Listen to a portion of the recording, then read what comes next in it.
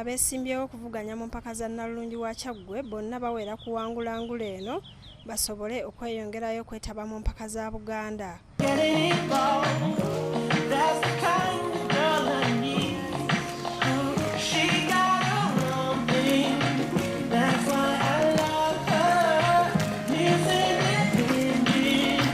Ku mulundi guno Buganda yateekawo emmotoka ey'okuwangulwa nnalulungi.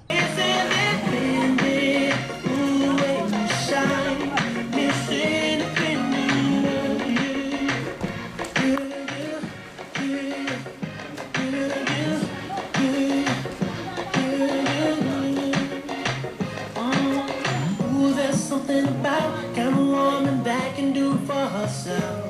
I look at her and it makes me proud. There's something about her. Something oh so sexy about kind of woman that don't even need my help. She says she got no doubt. There's something about her. 'Cause she work like the boss, play like the boss. Car and a crib, she about to pay them both off.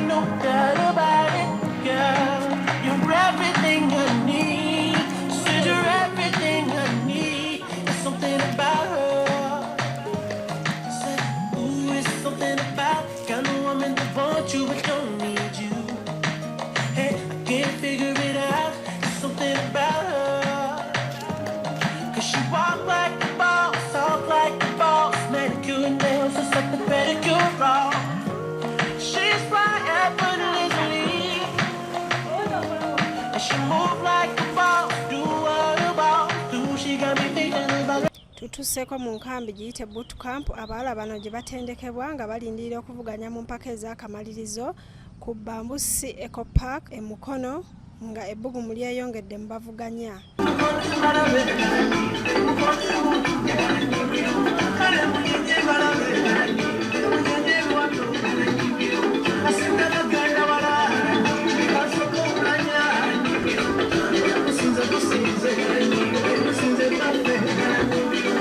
Bonna nga bajjudde akamwenyumwenyu ku matama bannalulungi bano batulaze bye bayize. Nze Nakibuuka Jackie ndi muwala wa Mbalangu agalamidde emayangayanga mu Kyaggwe muzzukulu wa Lusonzi Sylvester agalamidde e Bukeerere mu Kyaggwe.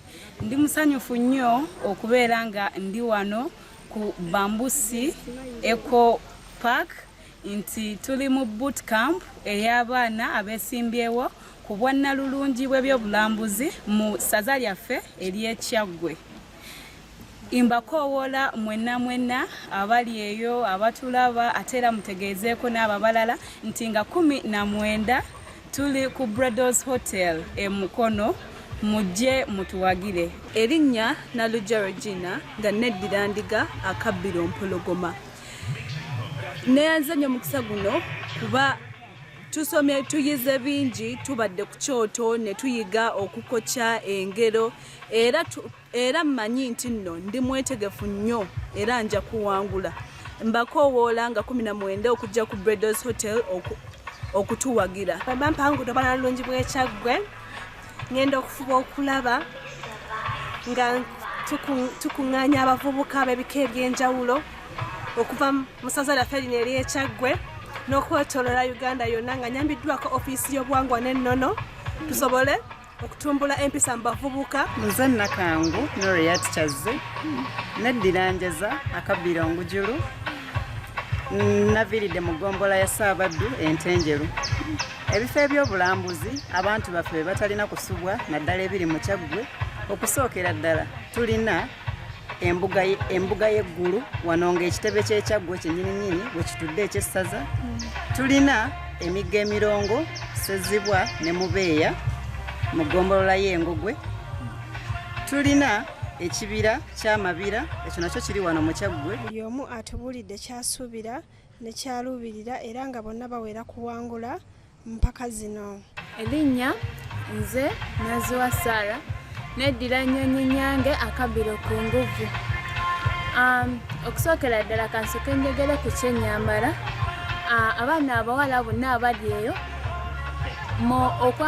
okwambala obukete oba okwambala engoye embi enkunamye si kyekintu ekijjayo obulungi bw'omwana omuwala. Nze Nakatumba Christine nga neddira Mamba akabbiro Muguya. Tuli basanyufu nnyo okubeera nga twetabye mu mpaka z'obwannalungi bw'ebyobulambuzi mu Kyaggwe era nga tuli basanyufu nnyo nti omwaka guno Buganda yatuteereddewo okuwangula emmotoka era nsuubira nti ngenda kuwangula empaka zino musobole okweyongerayo ku ddaala erya Buganda musobole okufuna emmotoka eyo. My name is Nasazi Gloria. I'm from Ntenjelu. I would like to take this opportunity to thank the organizing committee of Miss Kyaggwe 2024 for this wonderful experience they've given us during the boot camp, the trainings, the teachings and all that. What I expect from Miss Tourism Kyaggwe is to boost my confidence the more and also to become a better person. Abawala bano bavudde mu ggombolola ez'enjawulo mu Kyaggwe. My name is Nakakande Mariam Buembo and I'm a contestant in Miss Tourism Kyaggwe. I'm really so grateful for everyone that has put everything in hand to make this thing happen. I would like to thank the manager of the Bamboo Sea Eco Hotel for the great place that they've given us to stay because we've had a wonderful stay, not like any other boot camp that people have been having. We've been sleeping in this amazing hotel and I would thank the whole community, all the organizing team of the Miss Tourism Kyaggwe because they have been very welcoming to us, starting from the feeding, from the gymming, everything. We've been doing everything on a very fine basis and trust me or believe me or not, we are having and you should expect the best in everything. Empaka ez'akamalirizo zigenda kubeera ku Bredo Hotel mu kibuga Mukono ku Lwokutaano nga 19 omwezi guno. Omu ku batendesi b'abawala bano Catherine Nambasa agambye nti buli kiro babeera n'ekyoto mwe bayigira ebintu bingi ebikwata ku byobulambuzi, ennono, obuwangwa n'ebirala. Bayize okulanya oba nkyayinza okuyita okutambulanga Omuganda, bayize omuntu engeri gy'ayogeramu mu bantu oba expression in the public, bayize okufumba empombo, bayinza otambuza enkondo, bayize ebitonene byabwe omuli amazina, comedy, okuyimba era nebaza nnyo office ekulibwa omwami ow'ekitiibwa Eric Patrick Sekabembe okumpa omukisa okubeera mu bootcamp n'abaana bano okuva nga 5 mpaka nga 19 era nkwawala abantu bonna mu Uganda mwenna okuva wa east, west, north and central to come and support our kids. They are so good and they are ready to present to their best. Akulira ekitongole ky'ebyobulambuzi mu Kyaggwe Eric Patrick Sekabembe agambye nti bingi bye basuubira mu bannalulungi bano era bye bagenda okwesigamako okulonda anaawangula ku Lwokutaano.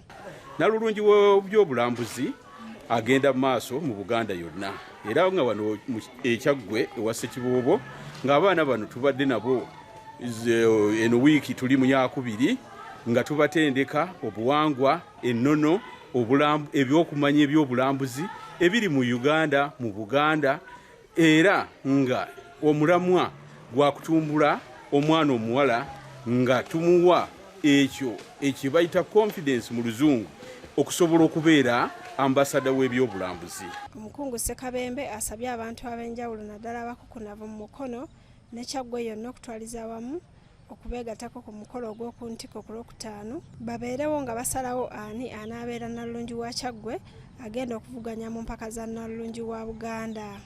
Nnalulungi ono ekigendererwa nti n'amasaza gabeeko ennyingiza wano nno wenkoolera bannakyaggwe ku lunaku olw'okutaano tuggweeyo mu bungi era mujje ku hotel Bredo mulabike nti nno abaana bano mubawagira mubavotinga era nga nnalulungi yenna ffe tugamba nti ayeetabye mu kampu bonna benkana weewaawo tujja kulondamu bannalulungi basatu abaweerezebwa Kyaggwe naye abaana bano tubayigiriza okutambula obumu okuweereza obwakabaka okwagala ensi yaabwe okwagala eggwanga lyabwe era nga tusuubira nti nno bino byebibala omwana omuwala byagenda okuganyulwa mu bwakabaka.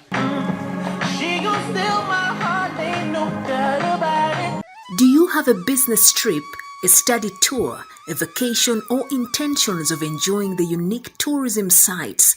We introduce to you Buvuma Palm Resort in Buvuma Islands, a unique place to be for all your accommodation needs with spacious cottages, well suited in a good environment, overlooking a serene ecosystem with a rare view of Lake Victoria right from your bedroom. While at Buvuma Palm Resort, you will be treated to free sights and sounds from different bird species, monkeys, and a magnificent view of attractive rocks, palm oil plantations, boat cruises, forest walk, bicycle riding, among others. Buvuma Palm Resort has first-class conference facilities with a unique taste of foods prepared by experienced chefs. It is located in Buvuma district on the main island near the district headquarters. It also boasts of a helicopter landing pad and a playground. On your way to Buvuma Palm Resort, it's just 88 kilometers from Kampala city center to Chiindi landing site, and it's 30 minutes travel in a boat to Buvuma. You are welcome as you take the best experience of traveling on the waters of Lake Victoria with the available sailing means with either passenger boats or the magnificent modern ferry, the MV Palm. Buvuma Palm Resort has so far been a dear destination for dignitaries, including prime ministers, ministers, parliamentary committees, but above all, the Katikiro of Buganda, Charles Peter Mayiga. Abantu ba Buganda na ba Uganda bajjeko Buvuma bawummuleko. Waliyo hoteri ng'eno Palm Resort. Bintu bya mulembe.